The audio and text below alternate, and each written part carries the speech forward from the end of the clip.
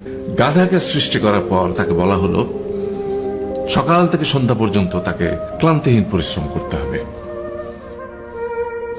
সারা জীবন তাকে পিঠে ভারী বোঝা বইতে হবে, খেতে পাবে শুধু ঘাস, আর তার মাথায় কোনো বুদ্ধি থাকবে না। তার আয়ু হবে 50 বছর।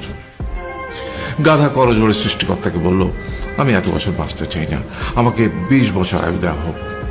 সৃষ্টিকর্তা সেটাই মঞ্জুর করলেন।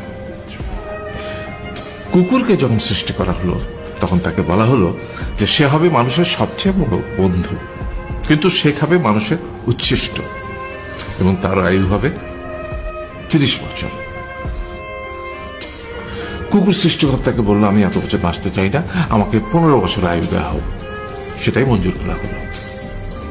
এরপর বানরকে বলা হলো, তুমি শুধু গাছের এ ডাল থেকে ও ডালে ঝুল খাবে এবং নানান রকম ফন্দি ফিকির করে মানুষকে আনন্দ দেবে, তোমার আয়ু হবে 20 বছর। বানর বলল, আমি 20 বছর বাঁচতে চাই না, আমাকে 10 বছর দেওয়া হোক। সেটাই মঞ্জুর করা হলো। এবার এলো পুরুষ মানুষের পালা। তাকে বলা হলো যে তুমি হলে প্রাণীগুলোর মধ্যে সবচেয়ে বিচক্ষণ এবং বুদ্ধিমান, সেই জন্য তোমাকে প্রাণীদের শিরোমণি করা হলো এবং তোমার আয়ু হবে 20 বছর।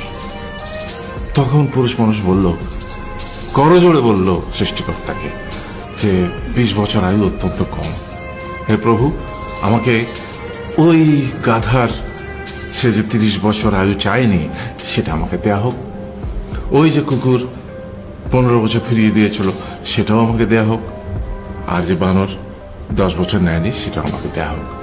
20 বছর অত্যন্ত কম, আমি দীর্ঘদিন বাঁচতে চাই। সৃষ্টিকর্তা সেটাও মঞ্জুর করলেন। তারপর কি হলো? সেই থেকে ছেলেরা পুরুষ মানুষ হিসেবে বাঁচে 20 বছর, তারপরের 30 বছর সংসারের বোঝা পিঠে করে বয়ে বেড়ায়, সেটা কার মতো? গাধার মতো।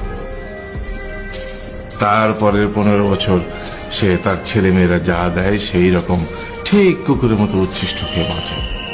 আর তারপরে বৃদ্ধ বয়সে ঠিক বানরের মতো, যেমন গাছের এডাল থেকে ওডাল ঝুল খায় বানর, তেমনি এই ছেলের বাড়ি থেকে ওই ছেলের বাড়ি, আর নানান রকম ফন্দি ফিকির করে তার নাতি নাতনিদের আনন্দ দেওয়ার চেষ্টা করে।